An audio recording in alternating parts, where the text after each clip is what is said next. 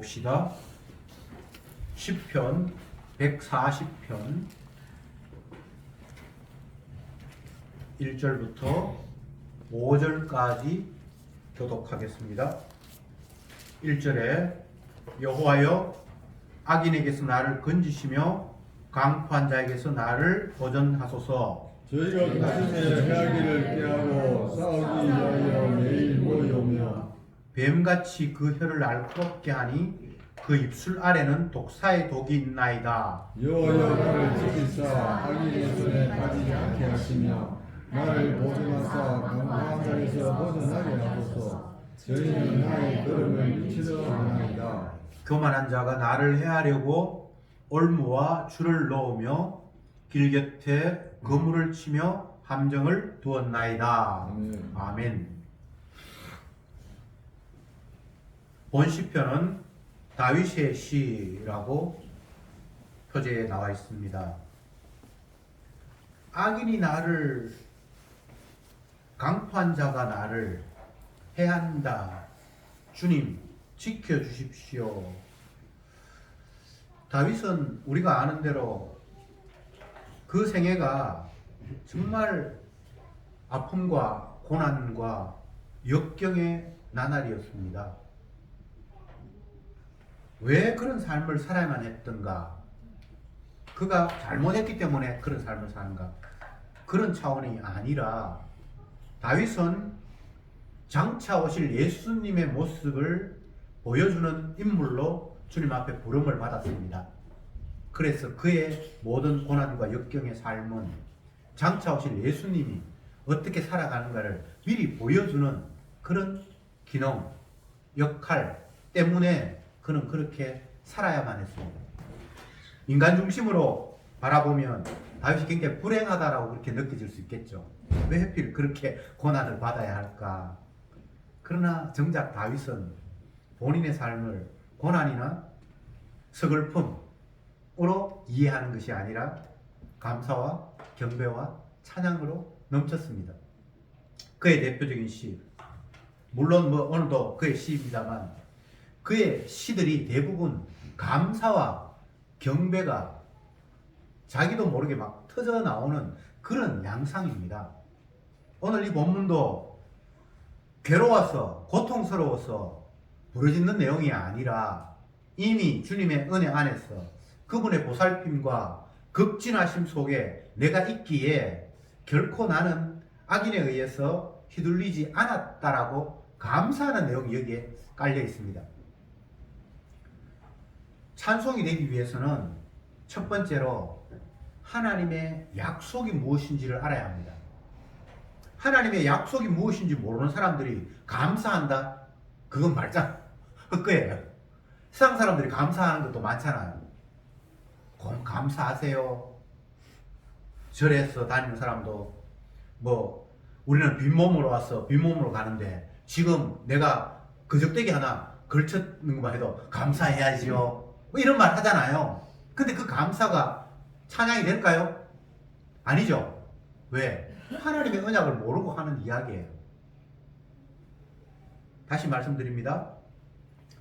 성경에서 나타난 찬양, 특히 시편은 하나님 앞에 감사하고 찬양하는 내용인데 찬양이 되기 위해서는 첫 번째로 하나님이 무엇을 약속하는가를 알아야 됩니다. 그 약속을 알아야 그 약속에 근거해서 감사가 나오는 거예요. 그래야 그게 감사가 돼요. 기도도 마찬가지입니다. 하나님이 무엇을 언약하신 걸 알아야 기도가 돼요. 언약이 뭔지도 모르고 내 기도했더니 응답받았다. 그건 저쪽에 보살, 강호동 하는 프로그램 뭡니까? 무로보살인가? 그런데도 다 하는 이야기예요. 그게 기도가 될 수가 없는 이유는 언약이 빠져있기 때문입니다. 십자가가 빠져있기 때문입니다. 자, 그렇게 해놓고 하나님의 약속을 알아야 되고 그 약속을 알아야 그게 찬양이 되기도 하고 기도가 되기도 하고 오늘 본문을 보면 기도하는 형식이 되어 있지만 그걸 바꾸면 결국은 하나님 앞에 감사하고 찬양하는 내용이거든요. 기도와 찬양이 지금 얽혀있다 이 말입니다. 어떻게 보면 하나님 앞에 뭔가를 요청하고 있으니까 기도인 것 같고 또 어떻게 보면 하나님 앞에 감사하는 것 같고 그렇게 애매하게 그렇게 느껴지는 내용입니다. 그래서 다윗의 기도라고 해도 틀린 말이 아니고 다윗의 감사와 찬양이라고 해도 틀린 말이 아닙니다. 단 언약을 알기 때문에 이게 가능한 겁니다. 1절 다시 봅시다.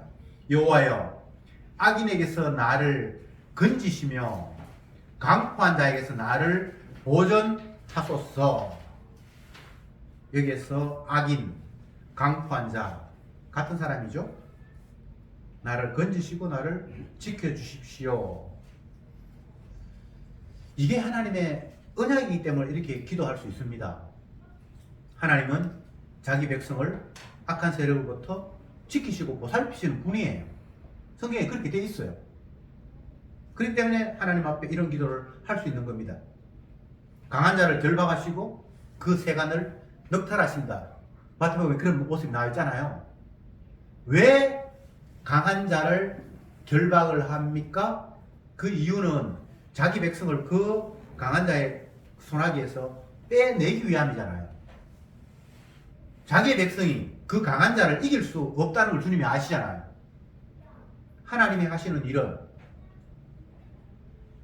자기 약한 백성을 악한 마귀가 강한 힘으로 억누르고 있을 때에 이 악한 마귀보다 힘을 더 강하게 하셔서 스스로 탈출하게 하시는 그런 방법을 사용하는 것이 아닙니다.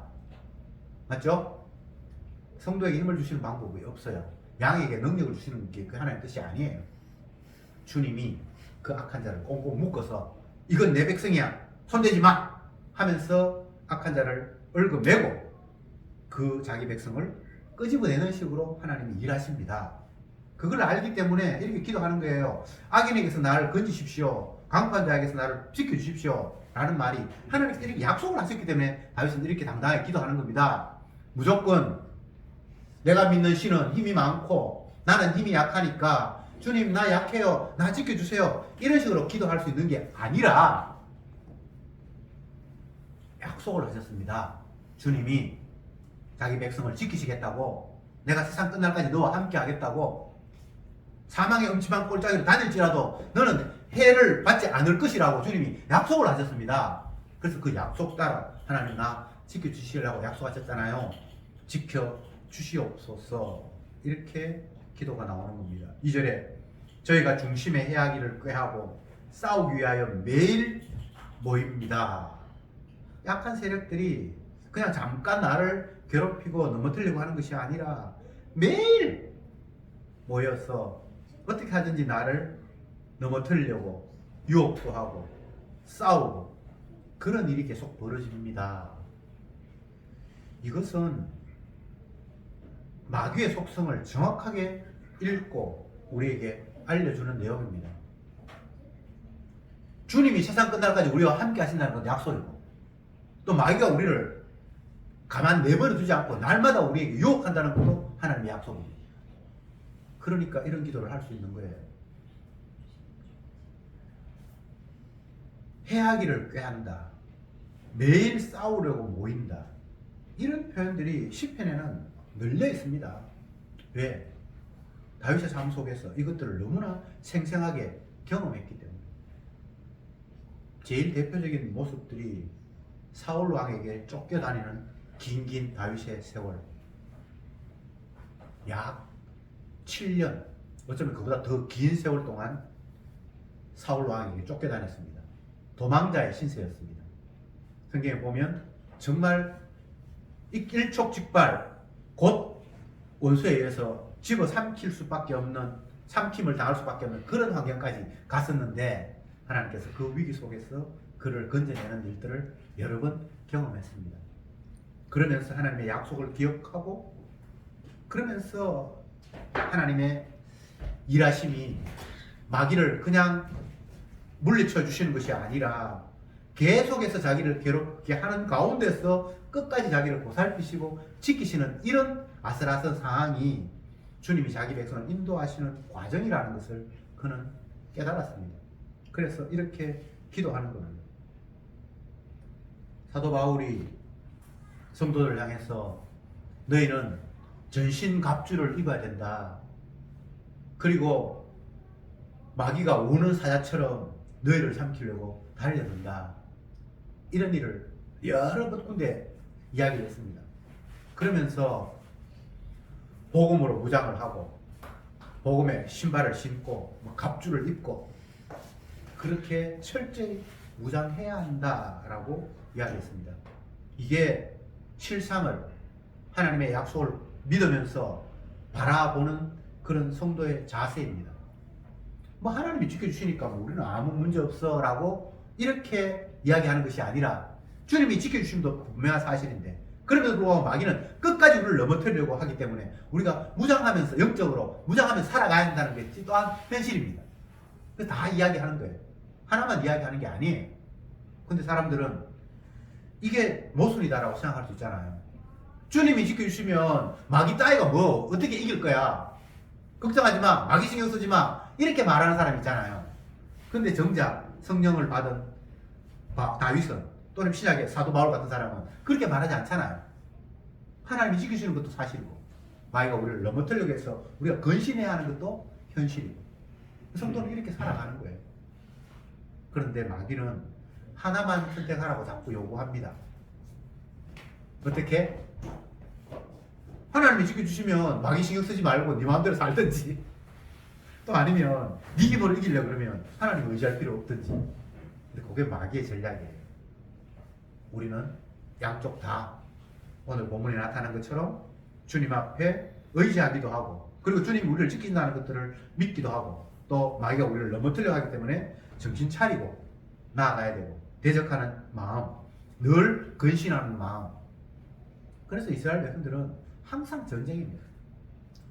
다윗의 삶이 장차 오실 메시아의 삶을 미리 보여주는 기능과 역할들을 맡았다라고 했습니다. 성도는 다 예수님의 가는 길을 따라가도록 되어 있습니다. 예수님이 좁은 길로 가셔서 마지막 영생의 길을 가셨다면 성도는 주님이 가신 그 길을 따라가도록 삶을 지정받은 사람입니다. 우리가 선택하는 게 아닙니다. 난 좁은 길이 어딘지도 몰라요. 그냥 되는 대로 살아가요. 근데 나중에 보니까 주님께서 자기 가신 길을 나를 끌고 가셨어요. 나는 주님을 섬기지도 못했고 그냥 내 욕심대로 살아왔어요. 근데 마지막 날 주님이 양과 염소를 나누면서 오른편에 나를 두셨을 때에 너는 내가 굶주릴 때 먹을 것을 주었고 헐벗을 때 입혀 주었고 내가 감옥에 갇혔을 때 돌보았다라고 말씀하는 거예요. 나는 정작 그렇게 주님을 한 적이 없는데 근데 주님 뭐라고 이야기합니까? 지극히 작은 소자에게 한 게 내게 했다.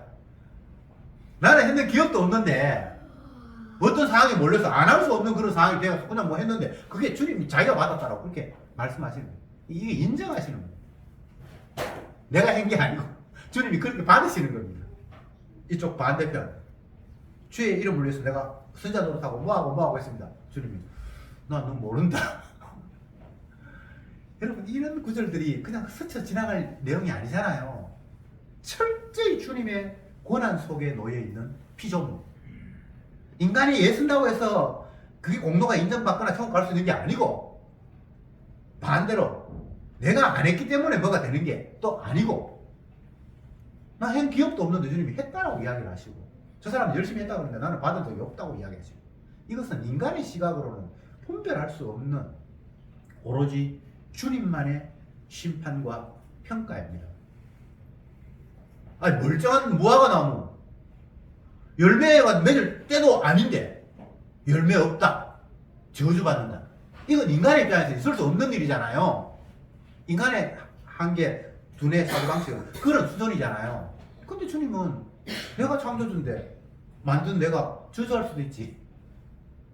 그게 하나님께서 하시는 일이잖아요.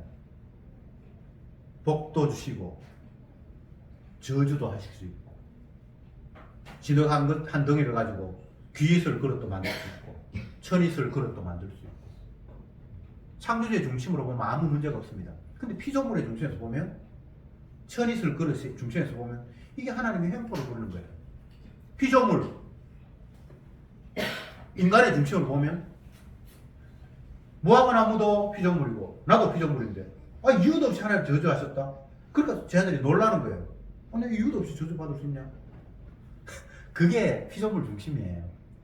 창조주의 중심으로 보면 그런 물음 자체가 성립이 안 되는 겁니다. 세상은 주님이 자기 영광을 위해서 만드셨어요. 피조물이 나 왜 이렇게 만들었습니까? 라고 말할 자격도 이유도 없는 거예요. 근데 마귀는 자꾸 우리에게 창조의 자리에 슬그머니 앉게 만들었습니다. 너 억울하잖아. 열매가 맺을 때도 아닌데 열매 없다고 화를 내시면 하나님께 대들어야지. 자꾸 이런 식으로 우리를 유혹하고 있습니다. 하나님은 자기 하시는 일을 위해서 우리를, 오늘 본문에 나타난 다윗이라면 다윗을 예수님의 모습을 보여주기 위해서 예수님이 가신 그 길을 걷게 하십니다. 자기의 선택이 아닙니다. 어느 인간이 고난받기 위해서 살아갑니까? 고난의 길을 스스로 선택합니까? 안 되죠. 예수님의 길을 보여주기 위해서 그 길을 가야 되는 거예요. 이유도 없어요. 그래서 나라를 위해서 헌신하고 충성을 했는데 그 왕에 의해서 미움받고 죽이려고 하고, 가정에서 자녀들을 위해서 얼마나 주의 말씀과 교훈으로 양육했겠습니까? 근데 아들이 아버지 죽이려고 하고. 예수님의 모습을 그는 보여주기 위해서 그런 삶을 살아야만 했습니다. 자기 선택이 아닙니다. 주님을 보여주는 한 피조물. 그래서 다윗은 인간적인 관점에서 보면 고달프고 힘들고 어려운 고난의 순간을 하루하루 살아가지만 결국 그 입에서는 감사와 찬송이 터져 나옵니다. 3절에 뱀같이 그 혀를 날카롭게 하니 그 입술 아래는 독사의 독이 있나이다. 이건 자기를 해롭히는 악한 세력들이 뱀의 혀를 가졌고 독사의 독을 가졌다, 이렇게 이야기하고 있습니다. 세상이 언약의 관점으로 보여지지 않는 사람들은 결코 이런 시각이 있을 수 없습니다. 상대가 이야기하는 이야기가 저 악마의 소리고 독사의 혀고 독이 가득 있다고 이렇게 인식하는 사람이 잘 없어요. 근데 다윗은 그렇게 이야기를 하고 있습니다. 성경 한 군데 찾아봅시다. 로마서 3장 13절 14절 두 절 같이 봅시다. 시작. 저희 목구멍은 열린 무덤이요 그 혀로는 속임을 풀며 그 입술에는 독사의 독이 있고 그 입에는 저주와 악독이 가득하고. 다윗의 악한 원수들에 대한 규정과 사도 바울의 악한 세력들의 규정이 똑같은 거예요. 악한 독사가 나를 독으로, 날카로운 혀로 공격한다. 그러니까 사실은 독사가 혀를 랄랄랄랄 끌면서 나를 물려고 하고, 만약에 물었다면 엄청난 독이, 독사니까 퍼져서 우리를 죽일 수밖에 없는 그런 위기의 상황을 인식하기 때문에 이런 말씀을 하는 거잖아요. 그런데 우리는 세상 악한 세력들이, 복음을 알지 못하는 사람들이 우리에게 쏘아대는 그 언어들이 이렇게 느끼지는 않잖아요. 아, 저 사람이 독한, 악독한 걸로 나를 지금 집어삼켜서 독을 퍼뜨리려고 하는, 그렇게 위기감을 느끼지 않잖아요. 근데 은혜 안에서 세상을 보니까 이렇게 보인다는 거예요. 뭐 사람들이 흔히 좋은 말도 하고, 어떨 때는 지 기분 나빠가 나한테 욕 한마디 하고, 그냥 뭐 욕하는구나, 아니면 덕담하면 그래 뭐 그 특별히 의미는 없지만 그래 나한테 좋은 소리 하구나, 그냥 이렇게 넘어가지. 저게 독사의 독이고 날카로운 뱀같이 나를 지금 무너뜨리려고 하는 그런 무서운 이야기구나, 그렇게 느끼지 않잖아요. 근데 여러분, 언약을 모르고 십자가의 사랑을 알지 못하는 사람들의 언어는 독사의 독이에요. 그런 것에 내가 휩쓸린다면 완전히 독사에게 물리는 것과 똑같은 그런 상황이라는 걸 지금 다윗이 이야기하고 있는 겁니다. 복음의 광채를 가리는 사탄의 역사, 십자가 중심으로 바라보지 않고 예수님 중심으로, 세상은 하나님께서 그 아들 십자가에 못 박히시고 죽으셨는데 하나님이 그 아들을 살리셔서 주가 되게 하셨는데, 그분이 주인데 그분이 주가 되셔서 모든 행하는 그런 시각이 아닌 다른 시각의 이야기들은 다 독사의 독이에요.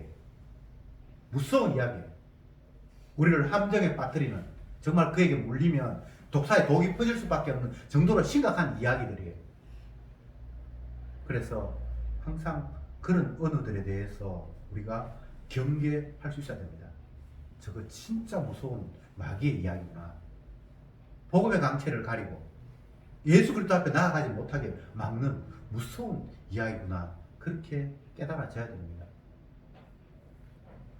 정치인들이 연설을 하고 어떤 사람들이 무슨 이야기를 하고 많은 이야기들이 우리에게 들려오는데 예수 그리스도의 중심, 주님의 약속을 놓고 바라봤을 때 그들의 이야기가 얼마나 허무맹랑한 정도가 아니라 주님을 짓밟는 모독적인 은사인가를 우리가 깊이 생각해 보아야 합니다. 그래서 복음 모르는 사람들, 십자가의 의미를 알지 못하는 사람들, 자기 자신이 예수님을 십자가에 못 박아 죽였다라는 사실을 깨닫지 못하는 사람들의 이야기는 그냥 개소리입니다. 개소리. 무슨 이야기를 해도 그거 다 엉터리예요. 비슷한 이야기 같은데 그게 십자가에 근거되지 않으면 그게 마귀의 소리예요. 마귀는 어느 정도로 영악한가 하면 하나님의 말씀을 표피적으로 이용할 수도 있어요. 맞죠? 그죠? 예수님이 40일 금식하고 했을 때 마귀가 했는 이야기가 시편을 인용하고 하나님의 말씀을 표피적으로 그 의미를 모르고 그냥 그거 따와서 이렇게 할 수 있잖아 라고 이야기할 정도로 마귀는 무서운 세력입니다. 그래서 그 입이 독사의 독이라고 합니다. 혀 얼마나 날랑거리면서 무서운 건지 정말 쉽게 분별이 되지 않고 그거 하나님 말씀 같네 라고 비슷하게까지 이야기를 합니다. 그러나 그 바탕에는 예수님의 죽으심이 근거되어 있지 않습니다. 그리고 예수님이 주가 아닙니다. 마치 그 말을 듣는 내가 주가 되어 있는 것처럼 그렇게 너 그렇게 하면 이렇게 되잖아 이렇게 되잖아. 그 이야기는 주가 아니라 예수님이 주가 아니라 십자가 못 박혀 죽으신 그분이 주가 아니라 내가 주가 되어 있었어. 그래 그렇게 되면 내가 불리하지. 이렇게 유혹을 하는 이야기가 독사의 독입니다. 내한테 좋은 소리하고 덕담하고 근데 그건 예수님을 높이는 이야기가 아니잖아요. 이게 독사의 독이에요. 아이고 고맙네. 저 사람이 나한테 용기를 주는 이야기네. 그렇게 받아들이는 것은 아닙니다. 예. 4절에 여호와여 나를 지키사 악인의 손에 빠지지 않게 하시며 나를 보존하사 강포한 자에게서 벗어나게 하소서. 저희는 나의 걸음을 밀치려 하나이다. 4절은 1절을 조금 더 세밀하게 반복하는 그런 내용입니다. 악인으로부터 지켜주십시오. 저들이 나를 넘어뜨리려고 합니다. 주님 보살펴 주십시오. 저희가 나의 걸음을 밀치려 합니다. 그 앞부분에서는 날마다 모여서 나와 싸우고 나를 넘어뜨리려고 괴계를 씁니다. 앞부분에 그렇게 나와 있고 그리고 이게 정말 단 한순간 짧은 순간 나를 넘어뜨리는 것이 하는 것이 아니라 늘 지속되게 이런 일이 벌어지고 있다는 겁니다. 마귀는 기계와 같아요. 기계는 쉴 새 없이 돌아가잖아요. 잠자는 것도 없고 쉬는 것도 없고 계속 돌아가잖아요. 마귀는 복음의 강체를 가리는 일에 십자가와 성도를 멀어지게 하는 일에 그냥 계속해서 활동하고 있는 거예요. 그래서 성도는 그것들을 의식하면서 나를 넘어뜨리려고 하는구나. 또 나에게 태클을 거는구나. 또 악한 말로 십자가를 가리는 이야기를 나의 귀에 들려주고 있구나 라는 것을 늘 예민하게 인식해야 한다는 것을 오늘 본문을 보면서 다시 한번 깨닫게 되는 겁니다. 나의 걸음을 밀치라이다. 밀친다는 말이 다른 표현으로는 넘어뜨린다, 전복한다, 내어던진다 여러 가지로 표현할 수 있는데 주님의 은혜 안에서 기뻐하고 찬송하는 그 일들을 뒤집어서 감사가 안 나오도록 하는 그런 역할들을 마귀가 계속해서 나를 부추긴다는 거예요. 우리가 가만히 생각을 해보면 이유 없이 슬퍼지고 또 별것 아닌 것 같은데 괜히 염려가 밀려오기도 하고 이게 마귀의 장난이에요. 아무것도 아닌데 닥치도 않은 일을 걱정을 해요. 내일이 어떻게 될지도 모르는데 내일을 걱정하고 10년 후를 걱정하고 내가 퇴직해서 직장 열심히 다니는 사람이 그만두면 내가 어떡할까? 그 전에 죽을지도 모르는데 이상하게 언약과 상관이 없이 엉뚱한 염려와 걱정들이 밀려오고 불안이 밀려오고 공포가 밀려오고 이게 다 마귀가 우리를 주님의 긍휼에서 멀어지게 하는 전략입니다. 그래서 예수 안에 있는 자에게 결코 정죄함이 없는데 사람들이 불안해하는 이유는 내 행위를 통해서 내가 잘못된 결과가 올 것 같아서 불안해합니다. 내가 뭔가를 결정하고 내가 뭔가를 했는데 그게 좋은 쪽, 긍정적으로 일이 결과되는 것이 아니라 내가 원치 않는 결과가 오면 어떡할까 때문에 불안해하는 겁니다.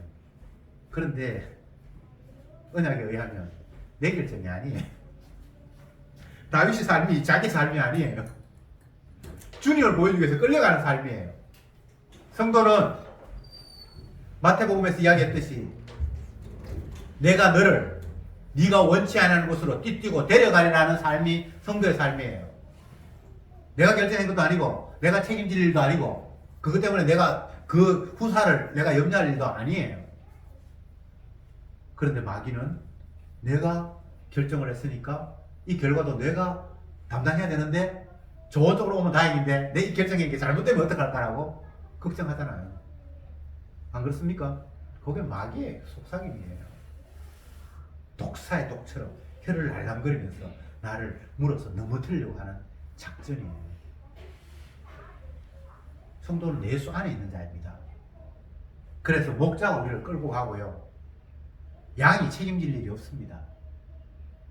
그래서 성도는 주 안에서 참 평안을 누릴 자입니다. 주 안에서 참 안식이 있습니다. 안식이라는 것은 더 이상 내 조건이 바뀌거나 변하지 않는 완전한 평화의 상태가 안식입니다.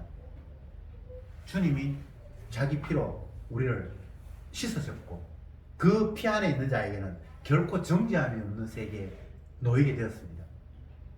걱정하지 마세요. 걱정한다는 게 하나님의 약속을 안 믿는 자의 자세입니다. 예수님이 우물가에 물길로 온 여인을 만나서 하신 말씀이 여인이여 나에게 물을 좀 달라. 그래서 그 사람이 뚜레박으로 물을 부어서 예수님께 드리려고 하는데 예수님이 또 이야기를 합니다. 내가 주는 물을 먹으면 영원히 목마르지 않을 건데. 지금 이 이야기가 앞에 이야기와 뒤에 이야기가 얼마나 인간적으로 모순입니까? 자기가 영원히 목마르지 않는 물을 가지고 있으면 물 좀 떠달라는 이야기 할 필요도 없고 그렇잖아요. 그런데 물을 좀 달라고 얘기해놓고는 물을 떨려고 하는 여인에게 내가 주는 물을 마시면 영원히 목마르지 않는데 또 이런 반대적인 개념을 이야기를 해버렸잖아요. 그럴 때 그 여인이 뭐 이게 지금 이게 나를 놀리는 건가? 그런 생각이 안 들겠습니까? 당연히 들지요. 그러니까 여인이 자기의 수준에서 이야기합니다. 선생님은 지금 물 들어온 사람도 아니고 뚜레박도 없는데 이 물이 깊은데 어떻게 물을 떠서 줄 수 있다는 말입니까? 인간의 수준에서 할 수 있는 말. 그분이 창조주고 자기를 지으신 분이라고 생각하지 못하니까 그냥 자기하고 똑같이 생겼으니까 인간의 수준에서 물 준다 그랬는데 뚜레박도 없고 우물은 심이 깊은데 아니 어떻게 물을 떠서 준다는 말입니까? 당연히 물을 수 있는 의문이잖아요. 그럴 때 주님이 하시는 말씀이 내가 주는 물을 먹는 자는 그 뱃속에서 생수가 샘이 돼서 솔솔솔 나온다. 또 엄청난 이야기를 하신 거예요. 물론 이 이야기를 들을 때 이 여인은 이미 이제는 사람이 바뀌어버렸습니다. 주의 영이 임해버렸습니다. 그래서 그가 메시아, 사람이 아니고 하나님이라는 사실을 그냥 깨달아 버렸습니다. 물론 본인이 깨달은 걸 깨닫게 하셨습니다. 이 상황, 내가 더듬었어, 경험했어, 성경을 읽었어, 이해해서 메시아가 이런 분이구나 이제 깨달았다 이런 게 불가능하고요. 주의 영이 찾아와서 나에게 알게 하실 때 아멘.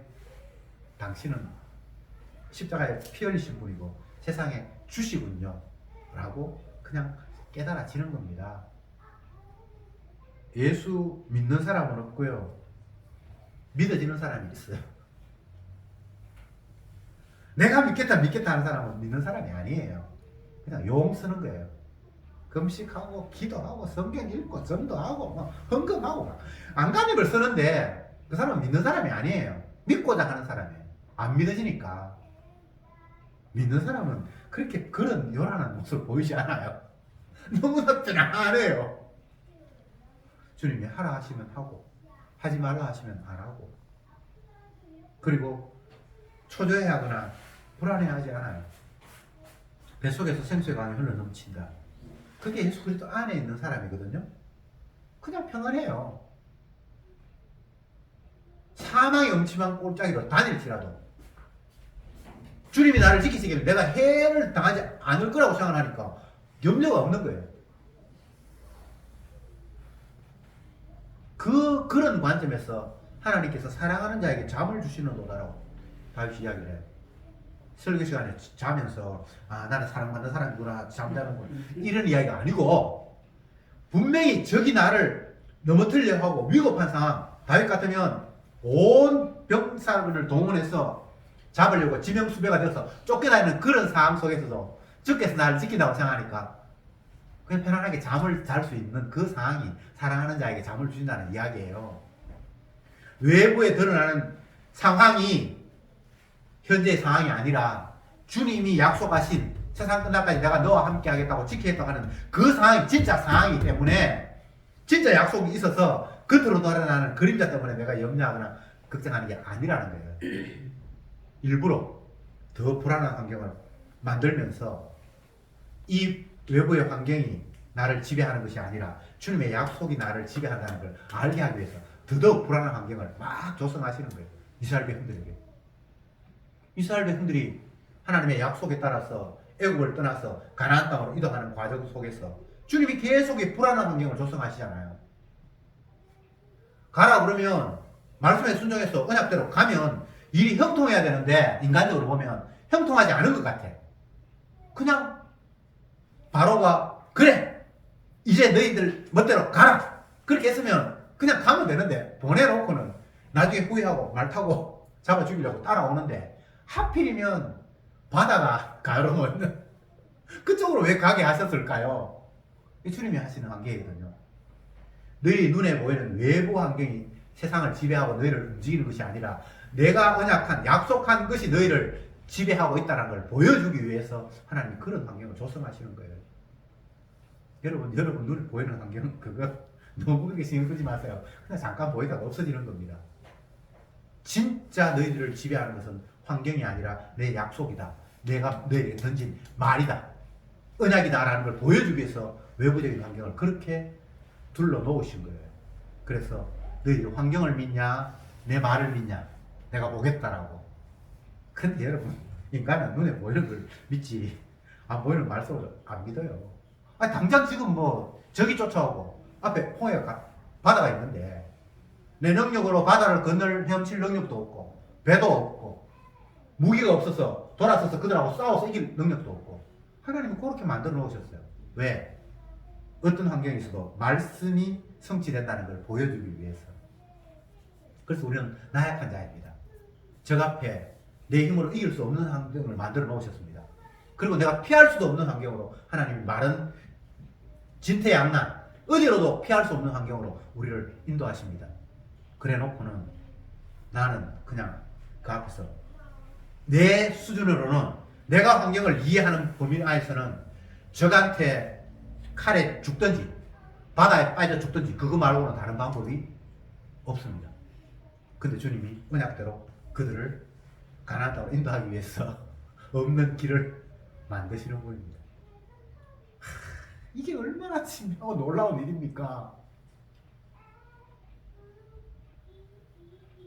제발 잠깐 있다가 없어져 버릴 이 환경, 세상 환경, 그리고 그 환경 속에 있는 너 자신, 그거 기대하거나 의미 두지 마. 그건 다 영원한 주님의 약속을 성취하기 위해서 임시로 잠깐 있다가 사라져 없어질 것뿐이야. 저와 여러분들은 사라져 없어질 사람들입니다. 큰 의미 없어요. 내가 뭐 하루 더 산다고 해서, 내가 조금 더 넓은 집에 산다고 해서, 내가 소득 조금 더 많다고 해서 그게 의미가 없어요. 우리가 사라져 없어질 것이라는 존재로 만들었는데, 그럼에도 불구하고 의미가 있으면 영원한 것이 따로 있다고 바라보는 차원에서 임시적인 것으로서의 의미가 있습니다. 가치가 있는 게 아니고, 보존해야 될 가치가 있는 게 아니고, 하나님 만들었으니까 이거는 영원히 지켜야 될 그런 차원이 아니라, 하나님 만드신 건 맞는데 임시적으로 만드셨고 영원한 것을 바라보라고 상대적으로 가짜로 만들어 놓으셔서 그게 가치가 있는 겁니다. 그래서 사람들을 보면서, 나를 바라보면서, 그래, 나는 가짜지, 나는 죄인이지, 나 잠시 있다가 사라져 버릴 거지. 내가 의미가 있는 것이 아니라 영원한 의미는 예수님께 의미가 있는 거지. 그분이 영생하셔야지, 나는 마땅히 죽어야지. 그런 생각을 가지라고 주님께서 우리를 두신 거예요. 주님, 나 주님 믿습니다, 나 영생하게 해주세요. 이건 주님 말씀을 믿는 게 아니에요. 너희는 흙으로 돌아갈지니라. 흙이 아닌 영원한 것은 예수님밖에 없어요. 주님, 나 흙으로 돌아가고요, 주님은 영원한 분이잖아요 라고 성도는 찬송하는 거예요. 모세가 신명기 마지막 부분에 보면 죽는데 성경에 이렇게 되어 있습니다. 그가 나이가 120살이 됐는데 기력이 취하지 아니하고 눈이 흐리지 아니하고 그냥 열심히 활동할 때처럼 몸이 말짱해요. 근데 너 죽는데요. 기슭가 산에 올라가서 저 내가 약속의 땅을 한번 바라봐라. 내가 저 땅을 이들에게 약속했다. 근데 너는 못 들어가. 근데 다윗이 죄송합니다. 모세가 그 상황에서 어땠을까요? 그는 하나님의 약속을 믿으면서 감사가 넘쳐요. 인간적으로 보면 가나안 땅에 백성들 다 이끌어서 자기가 못 들어가고, 근데 여기서 죽는 게, 몸도 멀쩡한데 죽는 게 너무나 안타까울 것 같죠? 아니에요. 약속대로 이루어 가시는 하나님을 보면서 너무너무 행복하고 감사하고 있어요. 우리는 도구입니다. 주님이 자기 뜻을 설명하는 일에 우리는 이런 구도 저런 구도로 그냥 있는 존재예요. 주님의 영광을 위해서 어떤 사람은 한평생 소경으로 태어나서 살아가고 있고, 어떤 사람은 또 이런 모습으로 태어나고, 다윗 같은 사람은 이런 모습으로 주님 앞에 쓰임받고, 인간적으로 관점으로 보면 왕은 좋고 종은 안 좋다. 인간적인 관점은 그렇죠, 그죠? 그러나 거지나 서로가 멋진 배역을 맡은 거예요. 부자와 대비시켜놨죠. 거지는 거지잖아요. 얻어먹어야 되고, 부자는 남 앞에 적선도 할 수 있고, 날마다 일락하면 잔치를 베풀었고. 인간적으로 보면 거지가 이게 너무나 불쌍해요. 근데 주님의 관점에서는 그런 게 아니에요. 세상 것이 넉넉하다고 해서 그가 행복한 사람이 아니라고 주님이 말씀하시는 거예요. 거지라고 해서, 거지 소경 해라고 해서 불행한 사람이 아니라고 주님은 그걸 말씀하고 있는 거예요. 진짜 불행한 사람은 주님의 사랑을, 주님의 구원의 혜택을 받지 못한 사람, 십자가의 피 흘리심의 혜택에 해당되지 않은 사람이 불쌍한 사람이고, 주님의 피의 혜택을 본 사람은 행복한 사람이라고 그 이야기를 그렇게 하고 있는 거예요. 근데 우리는 피의 관점에서 바라보는 것이 아니라 육의 관점에서, 이 땅에서 잠시 있다가 없어질 걸, 재물이 많고 재물이 없고 그런 관점에서 누가 불쌍하고 누가 불쌍하지 않다고 이렇게 보고 싶잖아요. 그 안목이 영패라는 거예요. 십자가의 안목. 피의 은혜를 입었냐? 피의 은혜가 없냐? 그렇게 제발 좀 바라보라고 주님이 그런 비유를 드신 겁니다. 여러분, 무엇이 불쌍하다고요? 십자가 은혜를 모르는 게 불쌍한 거예요. 가난한 게 불쌍한 게 아니고, 병든 게 불쌍한 게 아니고, 사업 망한 게 불쌍한 게 아니고, 반대로 이 땅에서 인정받고 잘 살고 등 떠시고 배부르고 그게 행복한 게 아니고, 그 죄의 사함을 받고 그 허물의 간임을 받은 자가 복이 있다. 그건 십자가의 관점에서 바라본 고백이잖아요. 다윗이 지금 그런 관점으로 주님을 찬송하고 있어요. 악인이 있는 것은 분명한데 주님, 저 악인은 물러가게 하십시오. 저는 심판받아 마땅하잖아요. 그러나 주님이 지켜주시지 않으면 나는 넘어질 수밖에 없어요. 악인에게서 나를 지켜주십시오. 이게 성도가 할 수 있는 주님 앞에 찬양이고 또한 기도입니다. 다른 기도가 우리에 뭐가 있겠어요? 저와 여러분들이 십자가 관점에서 세상을 바라볼 수 있고 그런 관점에서 십자가를 전할 수 있기를 바랍니다. 기도합시다.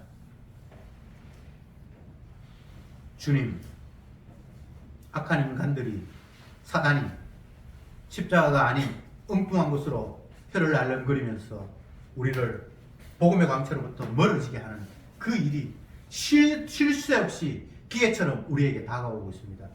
이것이 우리가 놓인 현실임을 망각하지 말게 하옵소서.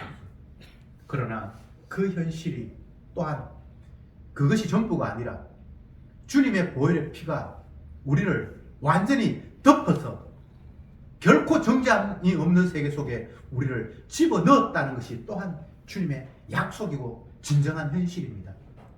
이 현실 앞에서 날마다 우리는 죄인됨을 인정하고 감사하게 하시고 주님의 보혈의 피가 나를 정죄함이 없는 세계 속에 넣었다는 사실을 찬송하면서 내 자랑하는 것이 아니라 주님의 희생을 자랑하는 저들이 되게 하옵소서. 예수님의 이름으로 기도드리옵나이다. 아멘.